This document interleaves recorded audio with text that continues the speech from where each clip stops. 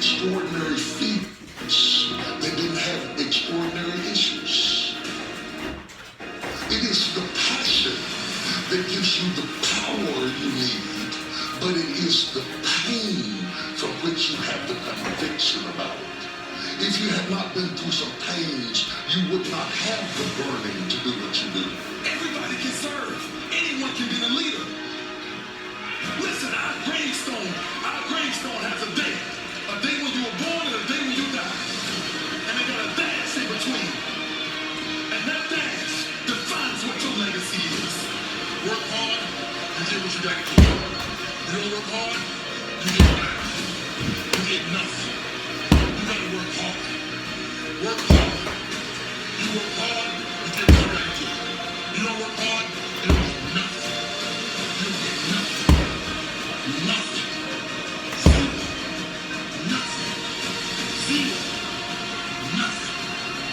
Keep working. I was not the biggest, the strongest, or fastest, but my goals were clear.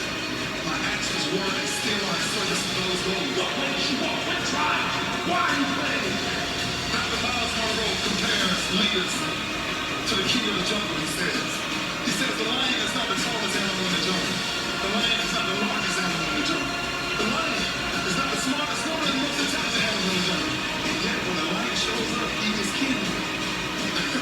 He is king. You don't need to be intelligent. You don't need to be smart. You don't need to have a certain height. You don't need to have a certain weight. You don't need to have any kind of advantage. And yet you can be a leader. 4 o'clock in the morning. We've got 4:30, 4:45. Open those garage doors. It's still dark outside. I'll do this and then I'll have breakfast and then I'll come on this thing. Again, about a set. We all average probably about 5 hours. It's 4:45 a.m. It's still dark outside. Look at that. The lights just went out, and I'm getting ready to kill this AM cardio. You can't even see me, but it's going to be so good. It's bad. Focus! When you do anything, you never want to do anything half-assed, especially when it comes to your training. Get in, be intense, execute on it, and then get out.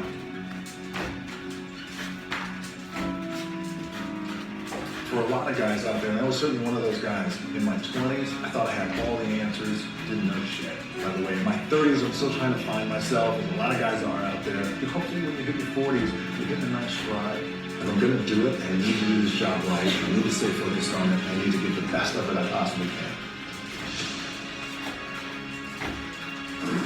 You live down here in South Florida, it's hurricane season. Fuck it! Well, when it's time to go to the gym, we gotta get to the gym. There ain't no stopping us. It's like I'm going to be the baddest motherfucker walking. All right, empty gym, the way we like it. It's Sunday, just finished my warm-up. This thing ought to be fun. Fuck yeah! I work out twice before every Monday. All right, workout number 2. I'm out working on my competition. All right, Saturday afternoon, empty gym, the way we like it. It's leg day, which means it's gonna be sweaty, painful, and fun. So how do you make it? How do you overcome the odds?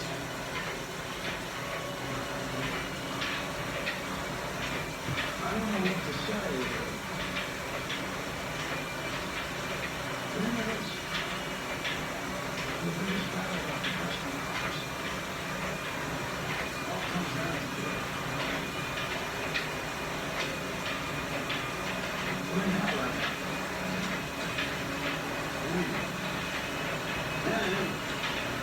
We can stay here with the shit kicked out of us, or we can fight our way back into the light.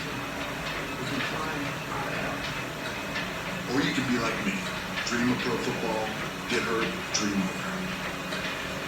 My find yourself with just $7 in your pocket. So how did I get here? By being the hardest worker in the room. Now it's time to see who has the heart. Now is the time to prove to yourselves and prove to everyone out there you're somebody. You are worthy of something.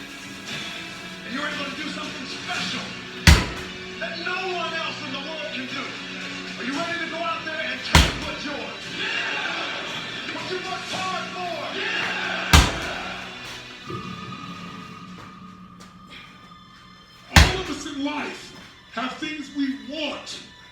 We don't get what we want. We get what we have to have. We all get what we tolerate in ourselves and other people. But when you're no longer willing to tolerate something, that's when your life changes. Everyone in the world has a list of things they think they should do. I should lose weight. I should work out. I should spend more time with my kids. I should work harder. I should make more calls. I should. And then you know what? People don't do their shoulds, and they get mad at themselves. They beat themselves up about it. What changes people is when your should becomes a must. When suddenly the thing you said should happen has to happen. That's when things change. It's like if you want to take the island and you're the head of the army, you want to take the island, the most powerful way to take the island is burn the boats. Because if there's no way to go back, it's amazing what happens when it's a must to do something versus a should. That's what makes human beings succeed.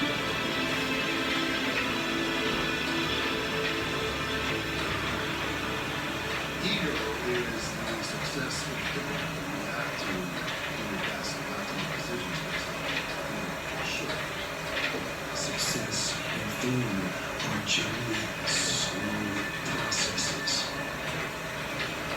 You're slowly building things up or gradually tearing them down.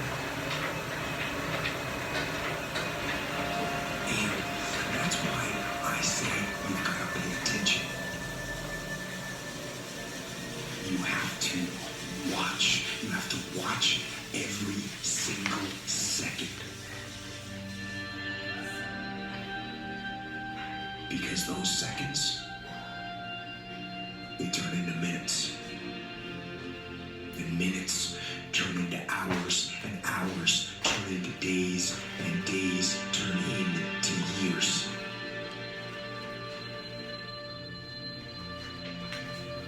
And so, that second that just went by, that counted. And so did that second. And so did that one. And those precious seconds, you're either building or you're decaying. You're either gaining ground or you're losing ground. In that second. And in every second. Every second counts. So, make every second count. The dream shattered, sent home with $7 in my pocket. I was like, wait, no, I gotta play in the NFL eventually. Those are my big goals. That's my dream. You realize that playing in the NFL was the best thing that never happened. Because it got me here. So the point is, look, you're gonna get your ass kicked. We're gonna get the shit kicked out of us. You gotta get up. You gotta have faith that the one thing you wanted to happen oftentimes is the best thing that never happened. So have faith. Just keep that in mind. Keep looking.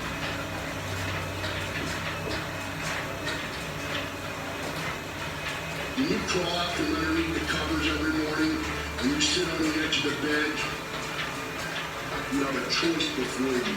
We drive it differently. We have to set a goal. And if we hit that goal, we're guaranteed to make sure all that other stuff in the middle is going to happen. Why 3 o'clock in the morning? Why don't you sleep? My appetite. my appetite. Easy, I want more. I can do more. If I accomplish this without a father, if I accomplish this with my mom being a teenage mom, if I accomplish this as a high school dropout, if I can accomplish these things from this start, now that I'm at this place, knowing what I know now, what can I accomplish? And I want you to think about that. I want you to think about more than just what you're going to do financially, more than what you're going to do in this industry in the next 3 years, right? More than that. What's your appetite? What are you going to do that will ensure that when the alarm clock goes off, that you are already up 10, 20 minutes before your alarm clock goes off? Why? Do the work.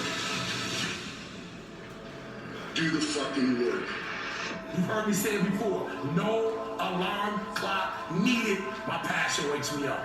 Listen to me. No alarm clock needed.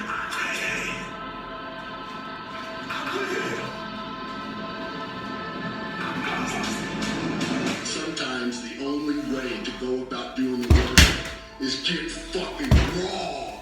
Is get fucking intense. Get angry and aggressive. And make it fucking happen. For yourself. Start today. I don't care when your life clock's ticking. You can start fucking right now today. It's 4:15 a.m. in my world.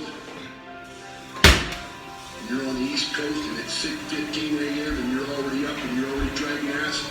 By 6:16, you can change your fucking perspective of the world and of your life.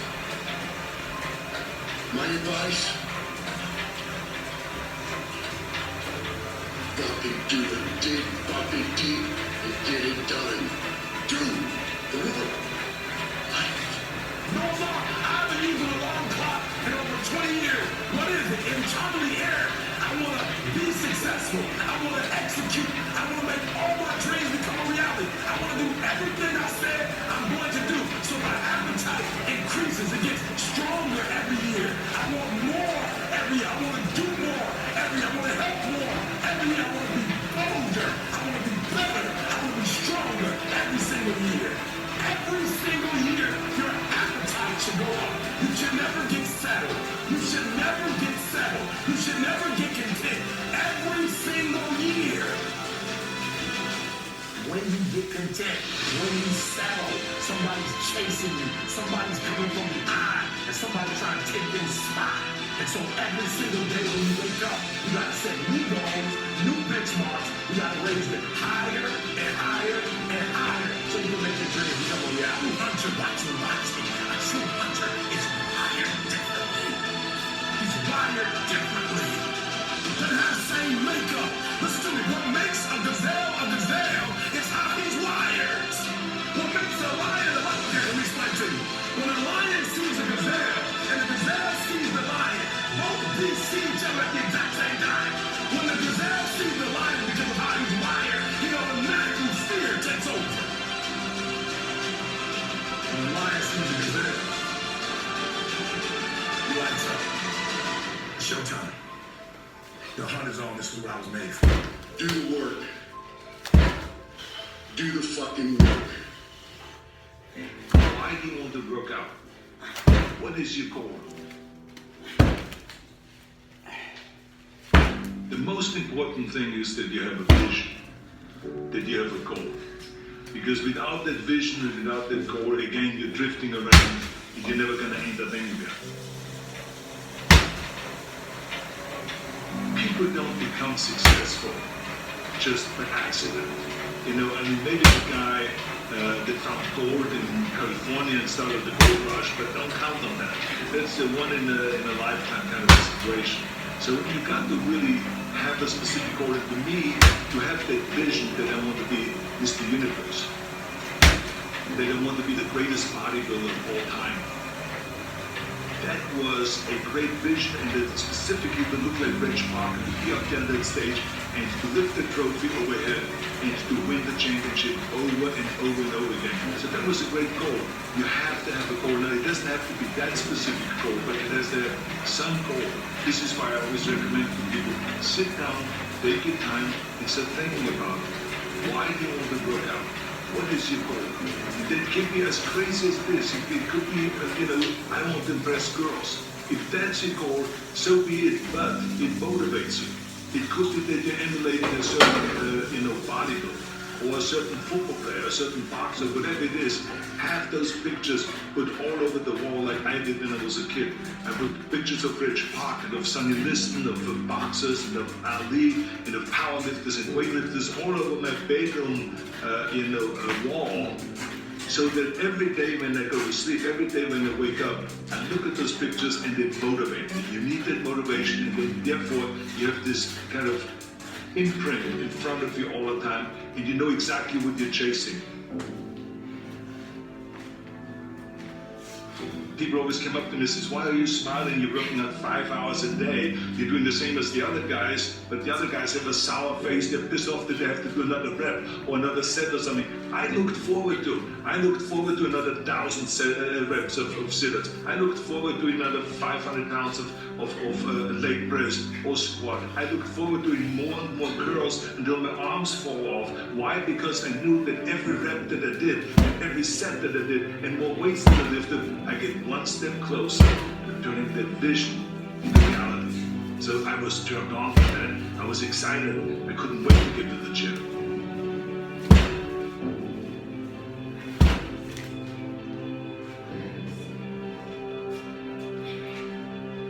I remember that when I weighed 245 pounds, and Bob Rafelson, the director of Stay Hungry, said to me that I'm interested in having you come in for reading and work on your acting and all this, because I'm interested in having you in a movie to star with Jeff Bridges and with Sally Fields. I was delighted about it. I was excited, and I started pumping up one foot. And then he said, but I don't want you to weigh more than 210 pounds. You want me to be in the movie, but I'm weighing 45 to 46. I said, I just want the Olympia. I said which was 1974, and I was really at my biggest. But he demanded that. He said, look, it's very simple. On the day we start shooting, he says, I'm going to put you on the scale. And if you don't make the 210, you're out. Because I have someone else in mind. And I worked on it. I started visualizing myself very clearly as a lean athlete. Because that's the only way I could lose that weight, and I've always had to get interested in running more. Because up until that point I ran like 3 miles after training or before training or whatever. But now I said it was 5 miles, 6 miles, 7 miles, 8 miles. And they even ran mini marathons in order to lose the weight. And I did everything in high reps. And I was watching my diet, what I eat and all those kind of things. And for the day before, I remember we went to Birmingham, Alabama. The day before I was at the YMCA with Bob Rafelson. He was swimming, and I was working out, and there was running. There was a track there, there was running. He says, let's step on the scale. And I stepped on the scale, and I weighed 209. So it just shows you what is possible if you visualize exactly what you want to look like.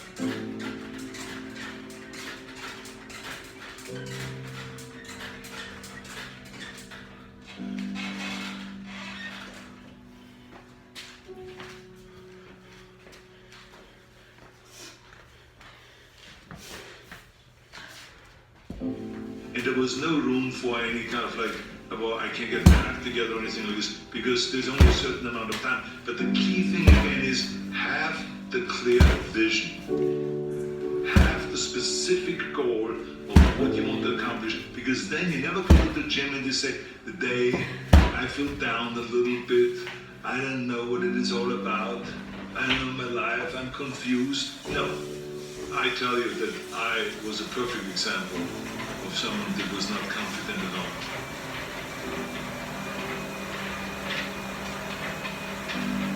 I mean, when I was a kid, I was just like any other kid that had hang-ups and problems and all this. But when I joined the weightlifting club, and I won the first little trophy, because I did the best clean and jerk. And then we went to another meet, and I won another little trophy. I started feeling like somebody. But the bottom line is, everyone can use the same method, because I used it politics, I used it in making money, I used it in everything that I've done in the movie business. When you have one little victories add up, and that is what gives you then ultimately confidence. Well, for me, the most important thing always is to have the deadline. So when I, for instance, had a competition, and let's say the competition was in the middle of September, and it was now beginning of summer, so there was no more time to screw around. So there was the time now to get going on a diet, to get going with the training, to not slack off at all, because there was a deadline there. The day of the competition, I had to be in the best shape possible. And I knew that if I come to the competition and I lose because I did not schedule my training the proper way, or I didn't have the right frame of mind, or I didn't give everything, literally worked my butt off, I would be just so angry. So I never wanted to be in that situation. So this is why it was very important to pick that time and to say, this is when I have to be in top shape, then I work towards that. But it's not just with the competition. I mean, they're always the same in the movie business. I mean, to me, it was always a big advantage when I said, okay, my movie starts on April 1, and I have now 3 months, so I have to get really in great shape. So you pick those times. It could also be that there's no movie, and you have no Mr. Olympia, or no Mr. America, no Mr. Universe coming up, or any of those things. But you say to yourself, the summer starts in June.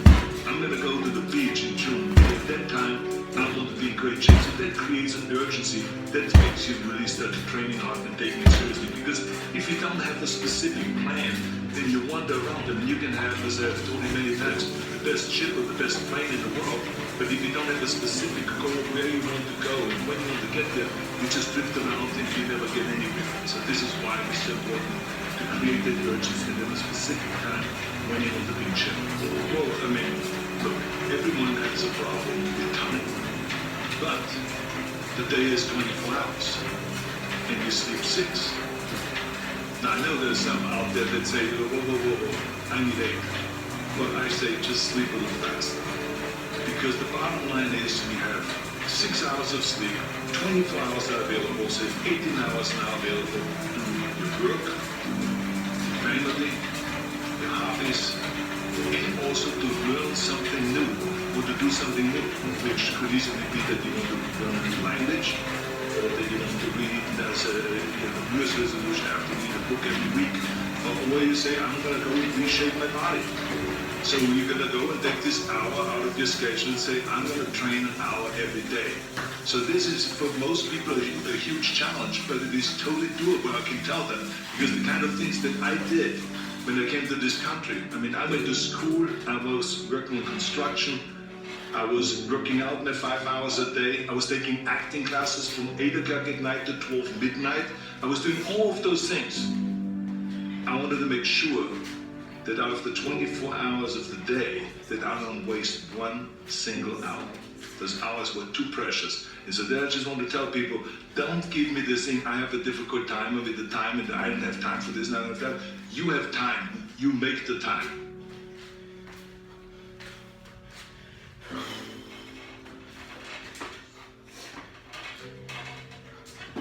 It's another early morning.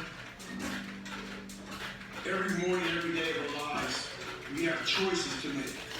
You get the choice to stay in bed, to say, forget it, I'm not going to work out today, or forget it, I'm not going to work hard today. You always have a choice every single day of your life. It's done today. No one cares what you did yesterday.